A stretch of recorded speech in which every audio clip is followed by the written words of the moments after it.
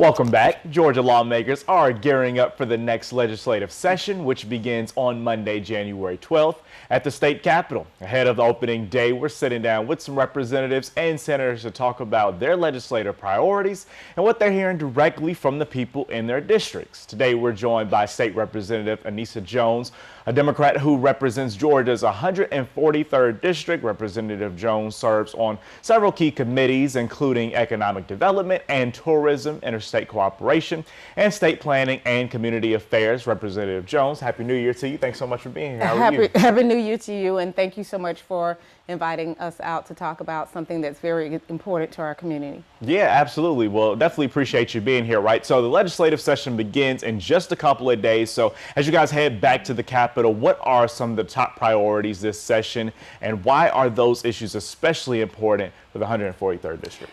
For me, the things that are very important is economic development, affordable health care, affordable housing, as well as for this particular area is helping to expand the historic tax credit issue that we have. As it relates to affordable health care, right now, everybody's probably thinking about that. That's top of mind, as most have had to go through open enrollment, and they have noticed that their insurances have gone up tremendously. Some of my patients have told me that where they were paying $300 a month for insurance, now it is $3,000. And so that is unacceptable because of some of the things that are happening, both on the national level that's kind of coming down the pipeline for us here in the state of Georgia. So we want to make sure that that's top of mind. You know, I always say, you know, they've had about 20 years to get this thing together. It's time for us to be able to focus on a better way for our constituents, including myself, to be able to afford the things that are necessary. Healthcare is one of those things. Access to good doctors to be able to take care of you is a thing that's a top of mind for me. We want to make sure we're recruiting good talent to our area, as well as other rural areas of the state, so that folks don't have to drive a very long time to be able to get the health care that they need. As it relates to economic development, you know, right now we have to make sure that we are able to attract those businesses to our state, and in a way that we're able to do that is through tourism. Tourism is really huge for Georgia, but it could be so much bigger for Macon, Bibb-County, as well as Warner Robins, Houston County. Attracting folks to the area so that they can spend those money on those sales tax. It reduces the burden for our constituents here locally to be able to support it.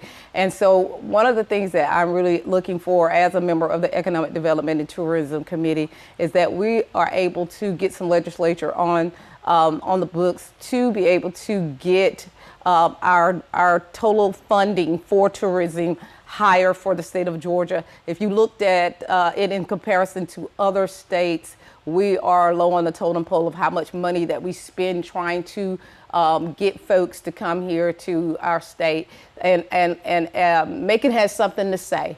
And we have a lot of things to offer so that folks can come down here. Our mayor is doing a great job trying to attract more people to our area, trying to get our area prepared for said tourism boost. So we want to make sure that we are spending the money statewide to bring people to the state. One of the other things that I talked about was the historic tax credit. Right now, the way the historic tax credit works is that once that money is allocated to a project, it never returns back to the pool if that person doesn't use that money in the project. So we just need to tweak some legislature to say that if you don't use it within a period of time, that funding needs to go back to the historic pool so that it can be used for another project instead of it once it's gone, it's gone. Got you. Okay. Well, we'll definitely be keeping an eye out on the session here at 41 NBC and definitely keeping everyone up to date on what you guys are talking about and the latest bills and all those good things. Well, we appreciate you so much for joining us today. And you represent Georgia's 143rd district, which includes parts of Macon, and is heading back to Atlanta as the 2026 legislative session begins on Monday, January 12th. We'll continue bringing you guys conversations with some of the lawmakers from across Middle Georgia, focusing on the key issues that they plan to tackle and how those decisions could impact you. For ongoing coverage of the Georgia General Assembly, for more information, you can head over to our website at 41nbc.com. We'll be right back.